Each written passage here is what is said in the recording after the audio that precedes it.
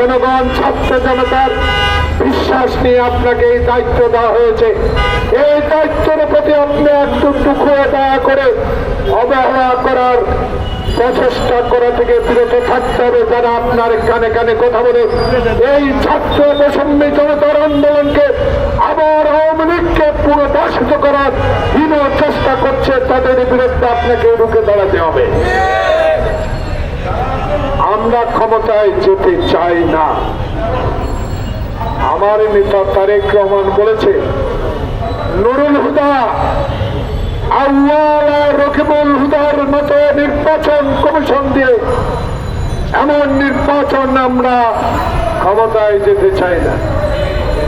আমরা ক্ষমতায় যেতে চাই আমার পিতা শহীদ প্রেসিডেন্ট জিয়াউর রহমান বাংলাদেশের স্বাধীনতার পর ক্ষমতায় এসে বহুদলীয় গণতন্ত্র প্রবর্তন করে দিয়েছে, মানুষের কথা বলার অধিকার ফিরিয়ে দিয়েছে, বাকশালকে আজকে প্রত্যাহার করে সংবাদপত্রের স্বাধীনতা ফেরত দিয়েছে। সেই নেতার সন্তান তারেক রহমান বলেছে, আমি মৃত ব্যক্তির ভোটে এবং দিনের ভোটের পরিবর্তে রাতের ভোটে ক্ষমতায় যেতে চাই না।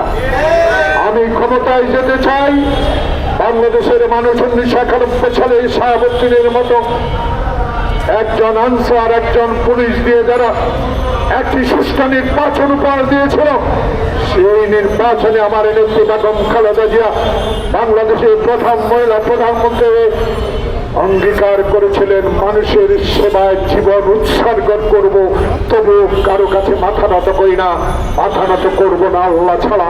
তার প্রমাণ একসাথে বলে 10টি বছর রাস্তায় আন্দোলন করে স্বৈরাচার বিরোধী আন্দোলন করে গণতন্ত্র পুনরুদ্ধার করেছেন।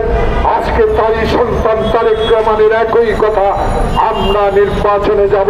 তারা বিগত 16 বছর শেখ হাসিনার অত্যাচারে জর্জরিত, তারা বিগত 16 বছরে গণতন্ত্রের কথা মুখে আনতে পারে নাই, তারা বিগত 16 বছরে সত্যিকার অর্থে গণতন্ত্রের কথা বলার সাথে সাথে গ্রেপ্তার করেছে, খুন করেছে, আয়না করে নিয়ে মাসের পর মাস আটকে রেখে নির্যাতন করেছে।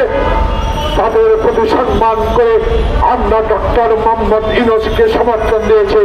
আপনি এমন একটি নির্বাচন উপহার দেন, সেই নির্বাচনে শেখ হাসিনা মোদির আঁচল তলে বসে স্বীকার করে এই বাংলাদেশ, এই ডক্টর ইউনূস।